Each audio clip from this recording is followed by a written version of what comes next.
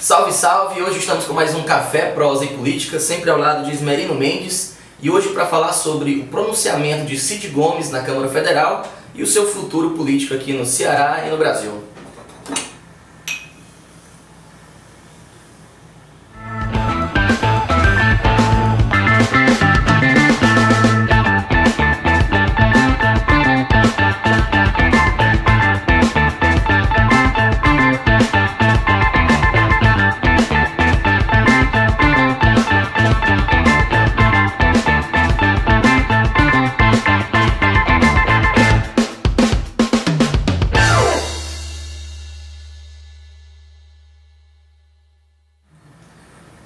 Bem, Ismerino Mendes, seja bem-vindo.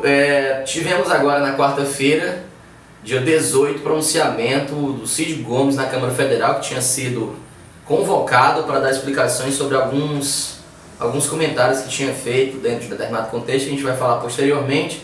Mas vamos logo rodar aqui uns trechos do pronunciamento, que ele foi mais incisivo, e depois a gente comenta, não é isso? Ok, vamos lá.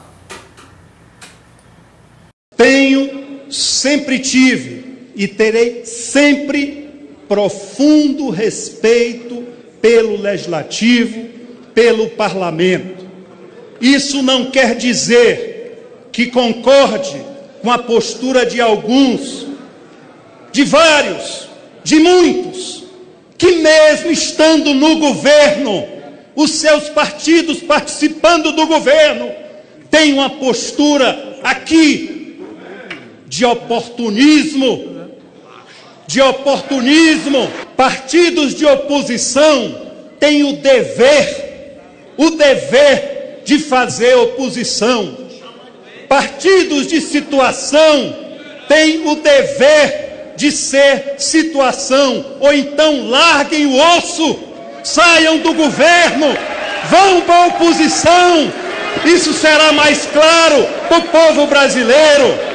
Eu fui, senhoras e senhores deputados, acusado de mal educado.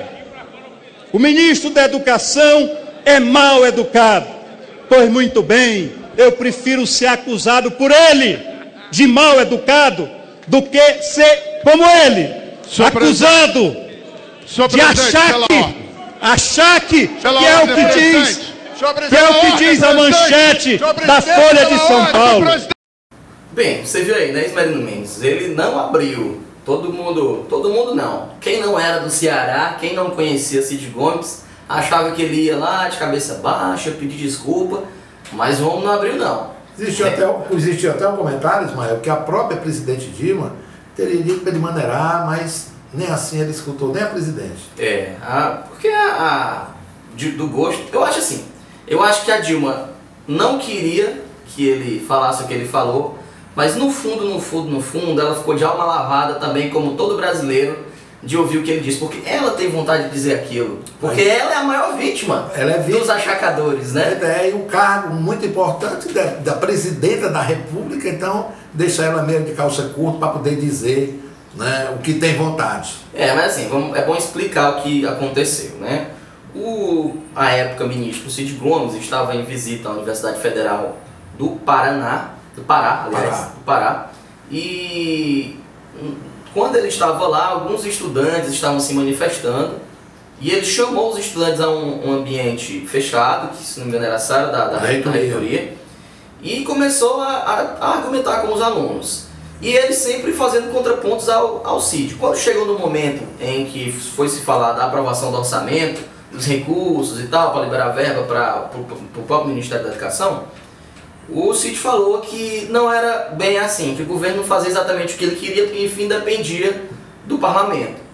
E nesse contexto ele falou, olha, nem sempre as coisas saem de uma maneira rápida, porque lá na Câmara temos 400 ou 300 achacadores, que quanto pior, melhor, né? Porque eles se sentem com mais, vamos dizer assim, barganha para poder fazer lá as suas chantagens.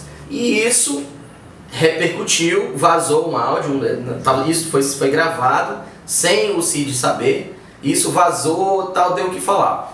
Na minha opinião, eu acho que numa situação de ser outro ministro falando aquilo, não ia dar em nada.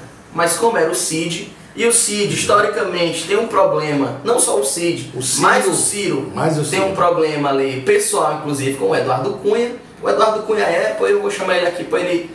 Colocou ele na parede, vamos dizer assim, né? Colocou ele na parede.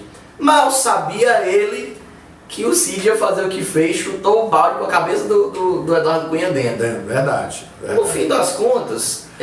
Mas, Ismael, isso aí já estava praticamente previsto. Em entrevista do Ciro Gomes a Kézia Diniz, no programa da Kézia, Kézia Diniz, ele deixou bem claro o que poderia acontecer, não nesses termos, mas o que poderia acontecer com a Câmara Federal e com a presidente Dilma, ou quem quiser se opor, né, à Câmara Federal. Vamos escutar o vídeo? Bora ver o vídeo? Vamos lá. Olha lá. Essa coalizão PT-PMDB, da forma como que está, acostumou-se a fazer uma seleção às avessas. Quanto mais incompetente, mais picareta, mais prestígio. Então repare bem, eles estão querendo dizer agora que vão escolher um camarada chamado Eduardo Cunha para presidente da Câmara. Esse cara deve ser, assim, entre 1000 picaretas, um picareta mor. Um picareta mor. Toda a linguagem dele, eu conheço esse cara. Desde o governo Collor, ele operava no escândalo do PC Faria na Telege. Depois estava enrolado no escândalo do fundo de pensão da SEDAI no governo Garotinho. E aí vem vindo. Depois estava enrolado no governo Lula com Furnas. E agora enrolado até o gogó em tudo enquanto. E ele é que banca os colegas. Todo mundo sabe disso. Antigamente o picareta achava a sombra, né? Procurava ali o bastidor, ia fazendo as picaretagens dele escondido. Agora não, quer ser presidente da Câmara. Por exemplo, se o PT mais a Dilma aceitar, eu rompo e vou para a oposição. Claramente. Pouco importa a boa fé do meu irmão Cid Gomes. Eu enchi. Então tá aí, o Ciro deixou claro que realmente não gosta do Eduardo Cunha, e isso realmente é de conhecimento público há muito tempo. Há quem diga que ele, quando vai se referir ao Eduardo Cunha, em toda ocasião ele chamou de picareta ou de ladrão.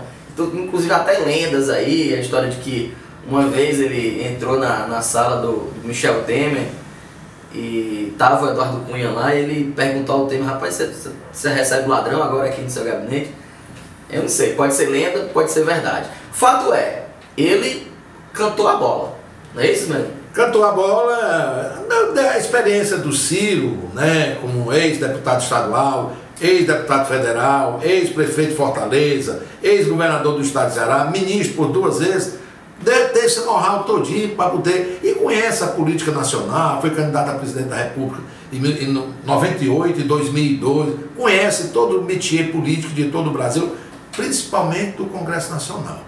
O Ciro é conhecedor profundo, já foi deputado federal, como eu disse anteriormente, e conhece. E como você mesmo disse, Mael, existe essa rincha, né, com o Eduardo Cunha. E ele estava prevendo, e aconteceu o que o Ciro disse. Hoje o Eduardo Cunha está com a faca no pescoço da Dilma, porque ele tem o poder de aceitar ou não, colocar lá em pauta a instalação de um processo de impeachment, que hoje é o grande temor do Palácio do Planalto, né? E quem fica refém dessa história é o Brasil. E é engraçado porque é o Ciro, o Cid e o Ivo também, né? O rapaz, o senhor Eduardo Cunha cruza na rua com os irmãos Gomes, acho que ele tem que baixar a cabeça e mudar de calçada, não é isso? Verdade.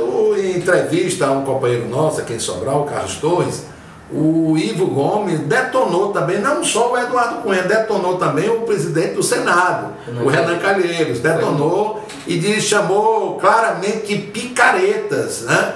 Isso bem antes, foi no dia 8 de março, e o Cid só foi 10 dias antes, e o Cid só foi à Câmara Federal no dia 18, né? Já estava prevendo também o que o Cid, né? Seria bom que a gente tem um vídeo, né? Vamos lá.